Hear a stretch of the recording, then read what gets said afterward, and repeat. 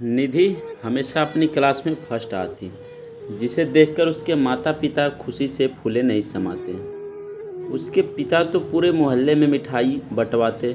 उनका सपना उसे ऊंचे पद पर देखना था और निधि उनकी चाहतों पर खरी उतरी भी। लेकिन विनय के घर वालों को उसका जॉब करना पसंद नहीं था। अतः उन्होंने यह कहकर कि उनके घर की बहुएं नौकरी नहीं करती, उसके पंख काटते हैं।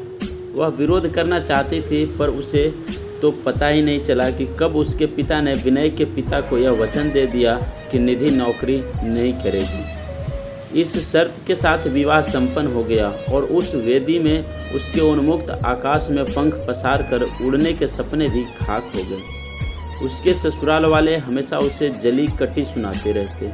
सास तो रात दिन यही कहती, तुम्हारे बस का कुछ नहीं है, तुमसे कोई काम ढंग से होता ही नहीं, न जाने क्या करती रही मायके में। अरे कोई लक्षण तो सिखा होता।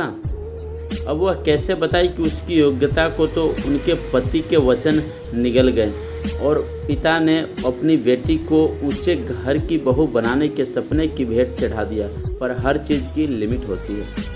वह यह सुनकर थक गई तो अपने आप को उनके सामने प्रूव करने की चाह मन में उपजने लगी और उसने एक स्कूल में संपर्क किया, जहां उसके सर्टिफिकेट देखकर ही तुरंत ही उसको जॉब मिल गई। जब निधि ने घर आकर यह बताया तो सभी उसका मजाक बनाने लगे। शक्ल देखी है अपनी, पढ़ाने के लिए बहुत योग्यता की जरूरत होती है, खेल नहीं है टीचर बनना।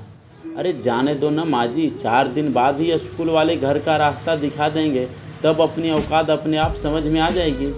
निधि पढ़ाने लगी और पढ़ाने का तरीका बहुत अच्छा था। वह दिनों दिन बच्चों की पहली पसंद बनती जा रही थी। जिसे देखो वही निधि मैम के गुण गाता।